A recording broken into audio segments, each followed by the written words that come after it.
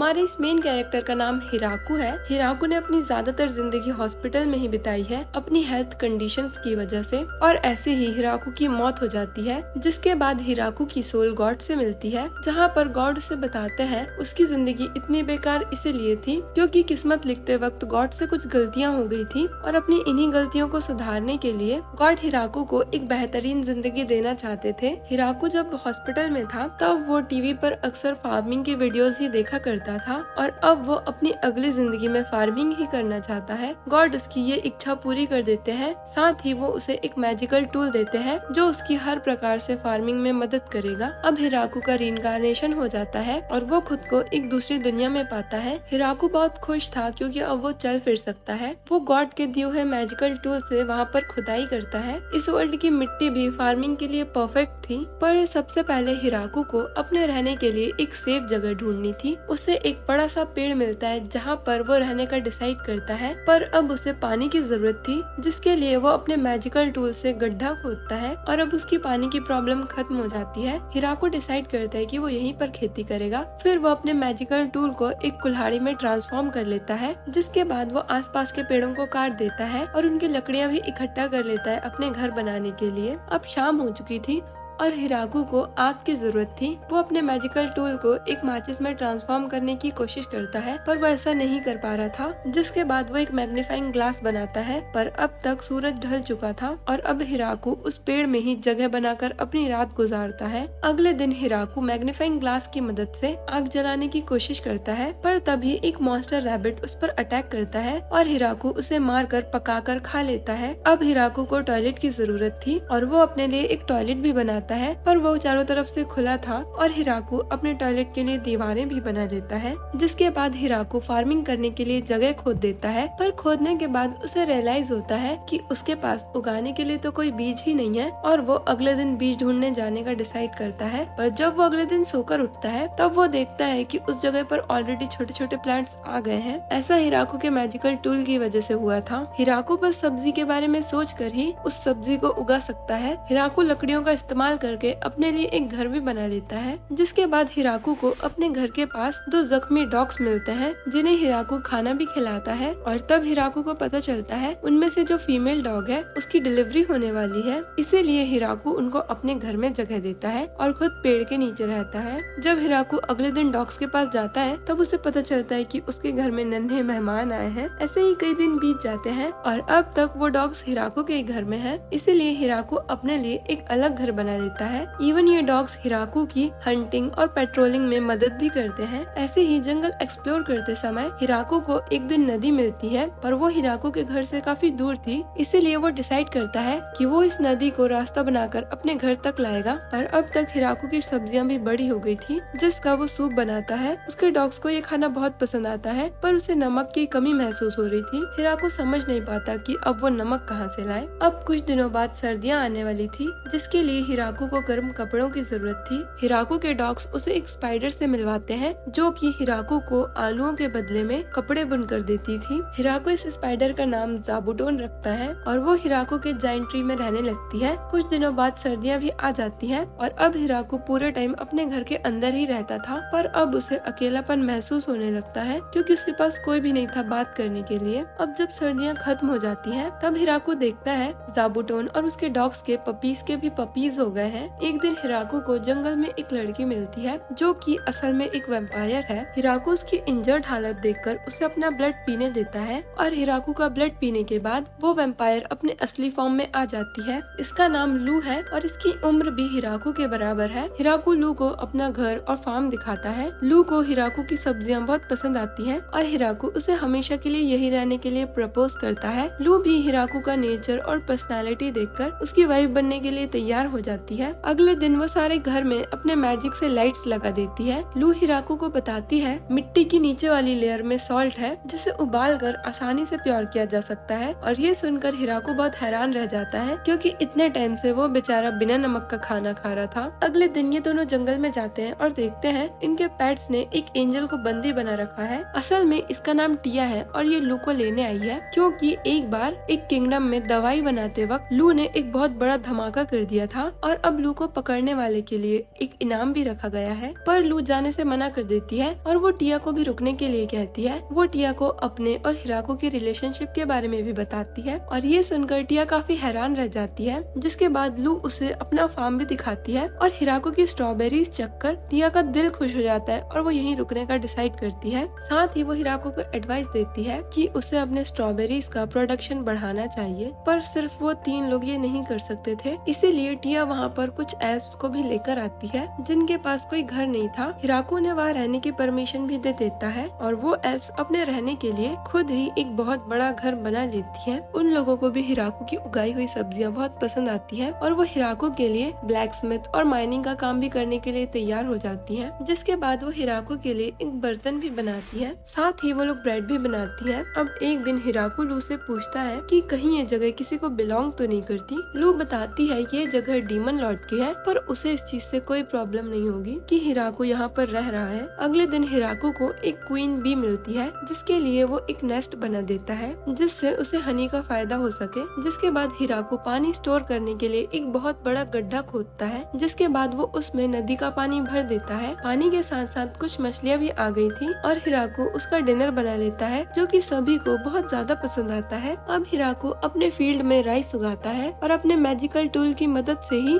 Rice को clean भी कर लेता है। फिर वो उन राइस की राइस बॉल बनाता है जो कि एल्फ्स को बहुत पसंद आती है। अगले दिन फार्म में काम करते वक्त हिराको नोटिस करता है सभी एल्फ्स खुद को मैजिक की मदद से साफ कर लेते हैं, पर वो ऐसा नहीं कर पाता और अब वो एक बाथ हाउस बनाने का डिसाइड करता है। सभी एल्फ्स और लू की मदद से उसका बाथ हाउस बन भी जाता है। जिसके बाद वो सभी लोग गर्म पानी का मजा लेते हैं और अब यहाँ पर सिचुएशन थोड़ी ऑकवर्ड हो जाती है। हिराको के पास कुछ और एल्फ्स भी आती है जो कि अपना रास्ता भटक गई थी। हिराको उन्हें भी रहने की परमिशन दे देता है। जिसके बाद ये लोग अपने घर को अपग्रेड करते हैं। अब थोड़े ही दिनों में सर्दियाँ आने वाली थी। सभी लोग तैयारी में लग जाते हैं। हिराको सर्दियों के लिए लकड़ियाँ इकट्ठा करता है और स्पाइडर उन्हें कंबल बना कर देती है। सभी लोग अपना काम मैजिक से कर रहे थे, पर एक हिराको ही है जो मैजिक यूज नहीं कर सकता था। वो इस चीज से काफी निराश हो जाता है, पर लू उसे समझाती है वो बिना मैजिक के भी सबसे ज्यादा स्पेशल है। अब सर्दियों में ये सभी लोग घर के अंदर ही रहते थे और अंदर टाइम पास करने के लिए हिराको चेस, रिवर्सी जैसे गेम्स बना देता है। ऐसे ही हंसते हंसाते ये लोग सर्दियाँ भी गुजार देते हैं। और अब गर्मियाँ आ चुकी थी। एक वाइवन पूरे जंगल में आग लगा रहा था और सभी एल्फ्स उन आग को बुझाने जाती है। तभी हिराको अपने स्पैर से उस वाइवन को एक ही बार में मार देता है और रात में ये लोग उसी का डिनर भी करते हैं। दूसरी तरफ डीमन लॉर्ड के कासल में वाइवन के मरने की खबर से सभी लोग काफी परेशान थे क्योंकि उन्हें लग रहा था कि हिराको उनके लिए डेंजरस हो सकता है। इधर हिराको अंगूर उगाता है और उन्हें एल्फ्स की मदद से बैरल में रख देता है ताकि वो वाइन बना सके। हिराको जंगल जाता है और उसे पता चलता है आज उसके पेट्स ने लू की छोटी बहन फ्लोरा को बंदी बना रखा है। असल में फ्लोरा लू को लेने आई थी, पर उसे लू से पता चलता है हिराको अब उसका हस्बैंड है और वो वापस नहीं जाना चाहती। फ्लोरा को यकीन नहीं होता कि एक मामूली इंसान उसकी बहन लू का हस्बैंड है, पर तभी लू उसे बताती है उसका हस्बैंड कोई मामूली इंसान नहीं है, हिराको ने ही वाइवन को मारा है और इन्फर्नो वुल्व्स उसके पेट हैं। जिसके बाद हिराको फ्लोरा को टोफू खिलाता है जो कि उसे काफी ज्यादा पसंद आते हैं और वो भी यहीं रहने का डिसाइड करती है, पर उसने अपने जीजू के लिए कोई गिफ्ट नहीं लाया था, इसीलिए वो वापस जाती है और अपने साथ कुछ मेड्स और काउज लेकर आती है। टिया सोचती है वो यहाँ पर अकेली एंजल है, इसीलिए वो अपने साथ कुछ लिजर्ड मैन और एंजल्स को लेकर आती है जो कि कुछ चिकन्स भी लेकर आए थे ताकि उनके पास खाने के लिए अंडे भी हों। हिराको मेड्स को साफ सफाई और किचन के काम में लगा देता है, लिजर्ड मैन को कंस्ट्रक्शन के काम में और एंजल्स को जंगल की निगरानी के काम में लगा देता है। तभी उन एल्फ्स की लीडर अपने साथ और भी एल्फ्स को ले आती है। हिराको उन सभी को रहने की परमिशन दे देता है। अब इनकी पॉपुलेशन बहुत ज्यादा बढ़ चुकी थी, इसीलिए हिराको अपने विलेज का नाम ग्रेट ट्री विलेज रखता है, जिसकी खुशी में वो सभी लोग शाम को पार्टी करते हैं। ये लोग वाइन भी पीते हैं जो इन्होंने पहले बनाने रखी थी। अगले दिन हिराको से मिलने डीमन किंगडम का एक मैसेंजर आया था जो कि गिफ्ट के तौर पर हिराको के लिए एक मेडिसिन लेकर आया था। साथ ही वो हिराको से लैंड के सेटलमेंट की बात करता है, जो सुनकर हिराको काफी डर जाता है क्योंकि वो डीमन लॉर्ड की जमीन पर बिना उसकी परमिशन के रह रहा है, इसीलिए वो डीमन लॉर्ड को 10% टैक्स देने की बात करता है। और ये सुनकर वो मैसेंजर चौंक जाता है क्योंकि असल में वो हिराको से रिक्वेस्ट करने आया था कि हिराको उनके किंगडम में अटैक ना करे।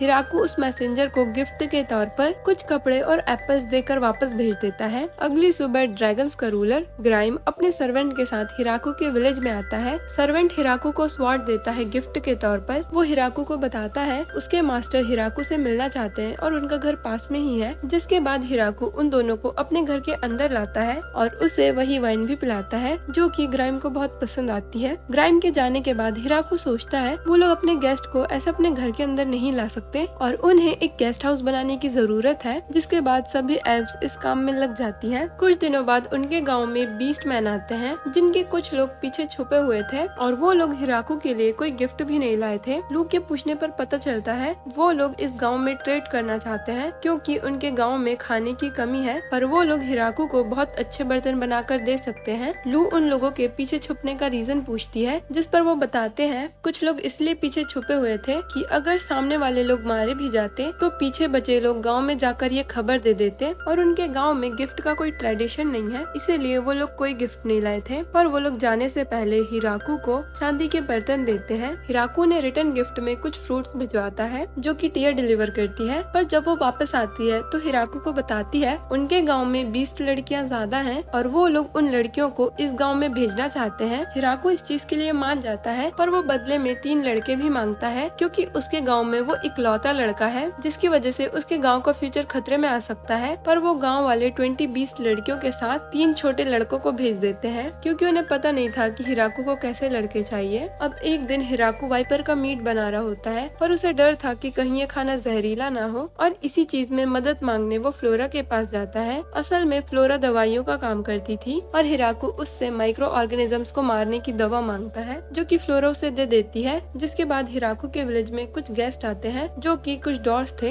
असल में वो लोग हिराकू से वाइन लेना चाहते थे और बदले में उसे अल्कोहल देने की बात करते हैं। हिराकू इस डील के लिए तैयार हो जाता है और अब वो डॉर्स भी उसी गांव में रहने लगते हैं। वो लोग विस्की बनाते हैं जो कि काफी स्ट्रॉन्ग थी और वो सभी लोगों को बहुत पसंद आती है। अगले दिन हिराकू अपने विलेज के ऊपर 3 ड्रैगन्स को लड़ते हुए देखता है। वो उन्हें मारने के लिए उन पर अटैक करता है, पर वो ड्रैगन जैसे तैसे बच जाते हैं। तभी वहाँ ड्राइम आकर हिराकू को बताता है ये 3 ड्रैगन असल में ड्राइम, उसकी बीवी और उसकी बेटी है जो कि अब अपने ह्यूमन फॉर्म में आ जाते हैं। असल में ड्राइम की बीवी यहाँ तक उसका पीछा करते हुए आई है क्योंकि उसे शक है कि उसका पति उस पर चीट कर रहा है क्योंकि वो बहुत ज्यादा टाइम घर से बाहर रहता है। पर अब सारी कंफ्यूजन दूर हो चुकी थी। ग्राइम की बीवी अपनी बेटी लास्टी को इसी गांव में रुकने के लिए कहती है ताकि वो हिराकू पर नजर रख सके कि कहीं वो उनके लिए कोई खतरा न खड़ा कर दे। जिसके बाद हिराकू लास्टी को बाकी विलेजेस के ऑर्डर लेने का काम सौंप देता है। अब वहाँ पर डीमन लॉर्ड का वही मैसेंजर आता है जो कि लास्टी को देखकर काफी चौंक जाता है क्योंकि अब ड्रैगन्स भी हिराकू के गांव में काम करने लगे हैं। जिसके बाद वो अपनी बेटी फ्लोरम को हिराकू के गांव भेज देता है नजर रखने के लिए, जहां फ्लोरम काफी ज्यादा इन्फॉर्मेशन इकट्ठा कर लेती है। अब अगले दिन हिराकू का मन सी फूड खाने का करता है और फ्लोरम सभी को बताती है वो साइड वाली फोर्ट सिटी के कंपनी के सीईओ को जानती है जिनसे ये लोग ट्रेड कर सकते हैं। जिसके बाद लास्टी और फ्लोरम उस कंपनी के मालिक से बात करने जाते हैं। जब वो उनके गाँव के फ्रूट्स को देखता है तब उसे काफी ज्यादा खुशी होती है क्योंकि वो इन फ्रूट्स का ट्रेड करके काफी ज्यादा प्रॉफिट कमा सकता है और इस डील के लिए तैयार हो जाता है। जिसके बाद वो कुछ फिशेस खुद ही डिलीवर करता है हिराकू के विलेज तक। वो वहाँ पर ड्रैगन, एल्फ्स और एंजल्स को देखकर काफी ज्यादा डरा हुआ था, पर अपने डर को साइड में रखकर वो हिराकू से कहता है कि वो उसके गांव का एक ऑफिशियल ट्रेडर बनना चाहता है क्योंकि वो हिराकू के फ्रूट्स को बहुत अच्छे दाम में बिकवा सकता था। हिराकू इस चीज के लिए मान जाता है। अगले दिन हिराकू देखता है उसके गाँव के ऊपर एक बड़ा सा ड्रैगन है। हिराकू उस पर अटैक करता है और वो उस अटैक से बच जाता है, पर हिराकू के सेकंड अटैक में वो इंजर्ड होकर जमीन पर गिर जाता है। असल में ये ड्रैगन ड्राइम की बड़ी बहन है और वो यहाँ पर लास्टी की वजह से आई थी क्योंकि उसे लग रहा था कि लास्टी हिराकू से शादी करने वाली है और उसे जेलसी हो रही है क्योंकि उसकी खुद की शादी अभी तक नहीं हुई है। सबसे पहले हिराकू उससे जंगल साफ करवाता है जहाँ उसने तबाही की थी। जिसके बाद हिराकू उसे डिनर करवाकर वहाँ रहने की परमिशन दे देता है और उसे बच्चों को पढ़ाने के काम में लगा देता है। जिसके बाद कुछ लामिया गर्ल्स हिराकू से मदद मांगने आती हैं क्योंकि हिराकू के पेट्स ने उनका घर बर्बाद कर दिया था और इसीलिए हिराकू उन्हें अपने गांव में रहने की परमिशन दे देता है, साथ ही उन्हें ट्रेडिंग के काम में लगा देता है। दूसरी तरफ हम डीमन लॉर्ड की बेटी को देखते हैं जिसके पास फ्लोरम की कुछ सहेलियां आती हैं और वो प्रिंसेस को बताती है कि ग्रेट विलेज में अब ड्रैगन्स भी जुड़ गए हैं और उन्होंने फ्लोरम को किडनैप कर लिया है। जिस पर प्रिंसेस फ्लोरम को बचाने का प्लान बनाती है जिसके बारे में मैसेंजर के थ्रू फ्लोरम को पता चल जाता है और वो प्रिंसेस की आर्मी को भगाकर प्रिंसेस को हिराकू के सामने पेश करती है और हिराकू उन लोगों को भी अपने गांव में रहने की परमिशन दे देता है। फ्लोरम सभी को बता बताती है कि उसे किसी ने किडनैप नहीं किया है, बल्कि वो तो अपनी मर्जी से यहाँ पर रह रही है। उन तीनों लड़कियों को यहाँ पर रुकने में कोई इंटरेस्ट नहीं था और वो रात को चुपके से भागने की कोशिश करती हैं, पर हिराकू के डॉग्स उन्हें भागने नहीं देते। और अब इन लोगों को भी धीरे धीरे इस गाँव में मजा आने लगा था और ये तीनों विलेज का पेपर वर्क संभालते थे। कुछ दिनों बाद प्रिंसेस वहाँ से चले जाती है और अब हिराकू की फसल की हार्वेस्टिंग का टाइम आ चुका था। उन लोगों के यहाँ फल और सब्जियाँ बहुत ज्यादा होते हैं, इसीलिए टिया कुछ सब्जियाँ अपने घर भिजवा देती है और लास्टी भी अपने मॉम डैड के यहाँ कुछ फल भिजवा देती है। वो लौटते वक्त कुछ माउंटेन एल्फ्स को भी अपने साथ लाती है, जिनके एरिया में खाना खत्म हो गया था और वो हिराकू के गाँव में काम करना चाहते थे और हिराकू उन्हें पॉटरी के काम में लगा देता है। कुछ दिनों बाद उन्हें अपने गाँव के पास में एक केव मिलती है। हिराकू अपनी एक टीम को उस केव में भेजता है, जिनसे पता चलता है वहाँ पर एक ब्लड वाइपर है। ये सुनकर एक माउंटेन एल्फ बताती है अगर कोई हस्बैंड वाइफ इस वाइपर का मीट साथ में खाते हैं तो उन्हें बेबी हो जाता है। और तभी हिराकू को याद आता है कि उसने ये मीट लू के साथ खाया था और उससे लू से खुशखबरी भी मिल जाती है कि वो माँ बनने वाली है। जिसके बाद अब मेड्स भी लू का बहुत अच्छे से ख्याल रखती हैं। साथ ही उनके गाँव में सभी चीजों का प्रोडक्शन भी काफी बढ़ गया है। अगले दिन गाँव में लू के ग्रैंडफादर आते हैं लू से मिलने के लिए और जब उन्हें लू की प्रेगनेंसी के बारे में पता चलता है तो वो बहुत ज्यादा खुश हो जाते हैं। साथ ही वो हिराकू से गॉड की मूर्ति भी मांगते हैं जो हिराकू ने अपने गांव के लिए बनाई थी और हिराकू ग्रैंडफादर को एक वैसी ही सेम मूर्ति बना कर दे देता है और रिटर्न गिफ्ट में वो हिराकू के लिए एक बहुत एक्सपेंसिव पियानो भिजवाते हैं। पर मेड्स और बाकी लड़कियां उस पियानो को बजाने से काफी डर रही थी क्योंकि उन्हें लगता है कि वो पियानो टूट भी सकता है। और अब हिराकू एक सेकेंड हैंड पियानो खरीद लेता है जिसे वो लड़कियां और मेड्स बजाते रहती हैं। हिराकू अगले दिन आराम से अपनी फार्मिंग कर रहा होता है और तभी उससे मिलने लू आती है और हिराकू उसके साथ बैठकर बातें करने लगता है, जहां वो उससे उसकी हेल्थ कंडीशंस के बारे में पूछता है। लू तो एकदम ठीक थी क्योंकि मेड्स उसका अच्छे से ख्याल रख रही थी, बस उसे एक चीज का दुख था